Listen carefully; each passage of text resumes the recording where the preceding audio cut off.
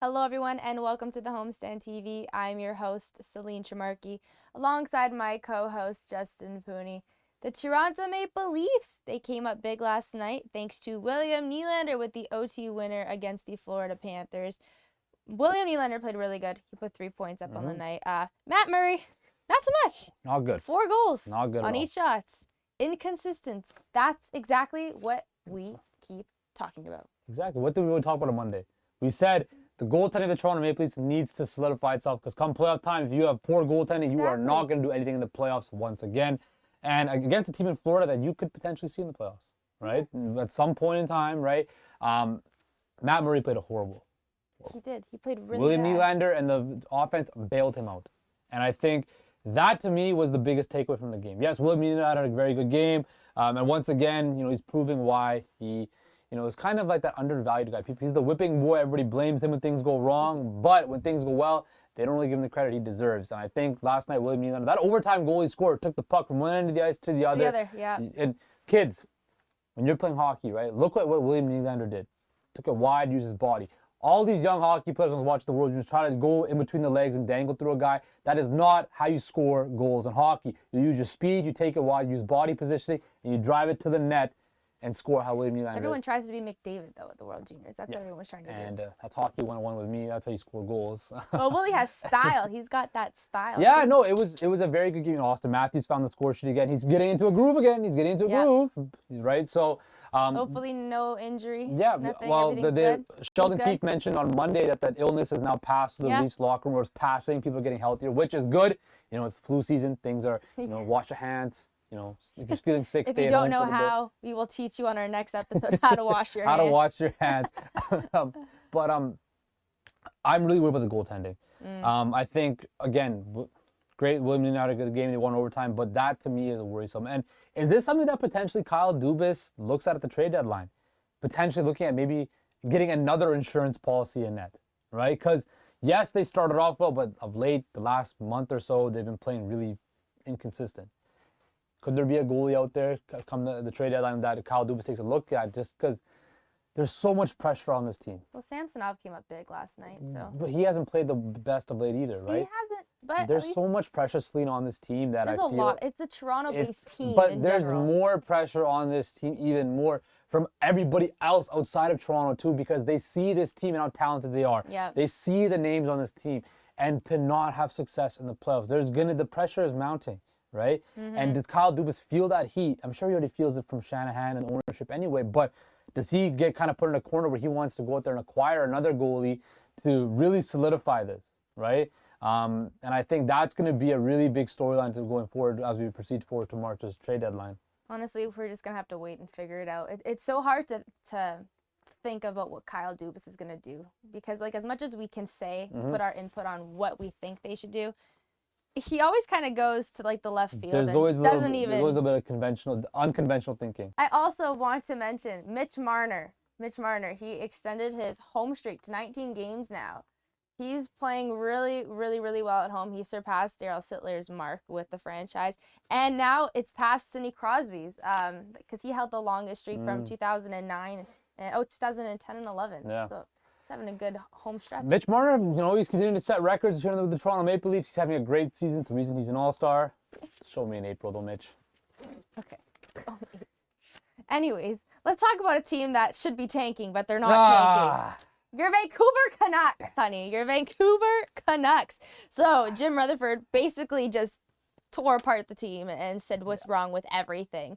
So we just want to ask you die-hard Vancouver Canucks fan, what do you think is going on with Vancouver? What should they do? Give us your input. Put the camera directly on me. First of all, here we go.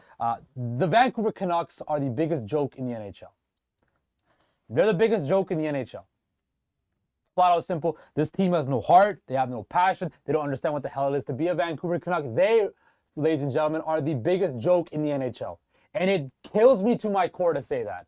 It kills me every day when I wake up seeing teams like the Toronto Maple Leafs have this much success, and the team I love the most is an absolute joke.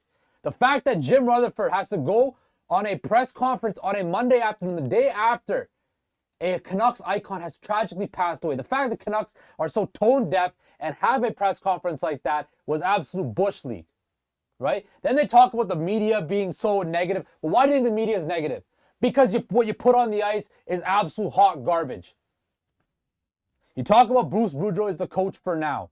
Well, what does that mean? How does that give him any confidence? If I'm Bruce Boudreau, I don't even want to put out the best lineup going forward. I don't care about the Vancouver Canucks because they don't have my back, so why the hell should I have their back?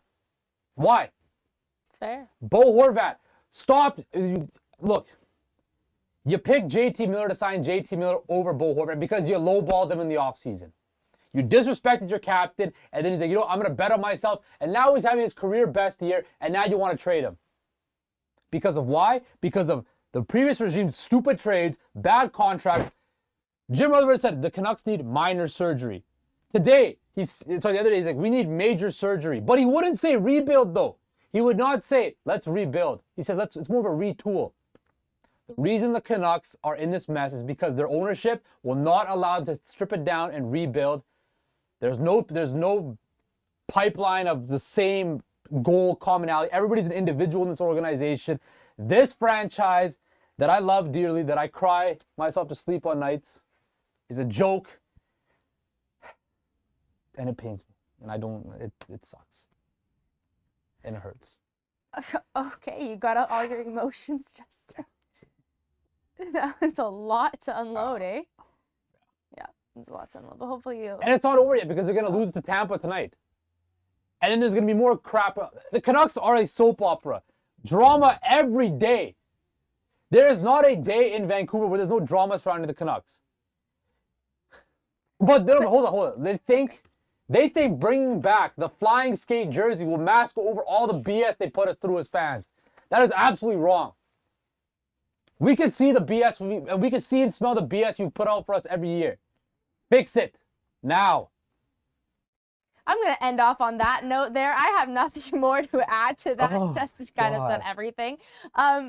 Before we end off this show here, yeah, it was an interesting little speech there, Justin. But I agree with you, and hopefully the Vancouver Canucks can fix their shit.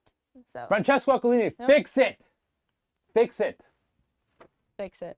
Italian dude, fix it. Anyways, Connor McDavid. Let's talk about this. Connor McDavid basically went on Tim and Friends and basically said that he is not a fan of shootouts. I couldn't agree more with him. Justin, what do you think? Should they get rid of shootouts? I'm not as passionate with the shootouts. I know, now it's toned down a lot. No, but look, they brought the shootout in to increase offense and increase eyes for the game, right? But also, if you think about it, Connor McDavid wants a 10 minutes 3-on-3 overtime, which is great. I agree Exciting with that. as heck, right? But then it brings back ties. Do we want to see ties in the NHL again? Probably not. No. I wouldn't want to see a tie in the NHL. Exactly. It's not meant for the NHL. Exactly. So, and also, the shootout reduces risk of injury. Because they're just fair point. Skating down the ice and on a breakaway and going to score. But right? It's so much more intriguing to watch. It is a crapshoot. It is a crapshoot. The shootout is a crapshoot, right? Like it's a guess, right? Unless even Connor McDavid's not the best shootout scorer of all time, right? It's fun to watch. It's fun to watch, right? But again, as a fan, it can be either love the shootout or you hate it, depending on how your team performs in it. I just don't see the NHL going to a 10-minute 3-on-3, going back to ties. I just don't see it. However, I could be wrong, and look, I love 3-on-3, but I think continuous overtime is just built for the playoffs. I think just keep it as is. If it's not broke, don't fix it. I just think leave it as is. It's fine. I feel like there should be a vote amongst all NHL players to see how many of them will actually say get rid of the shootouts. Because I feel like there's a lot more players in the NHL that actually do not like. I think they all hate it. Yeah, I think they all hate it, but they would rather have just 3-on-3 action for overtime. It is what it is. Let's see, but you needed me in NHL teams for a shootout specialist. I'm your guy. Yeah, you've been giving good advice all day today.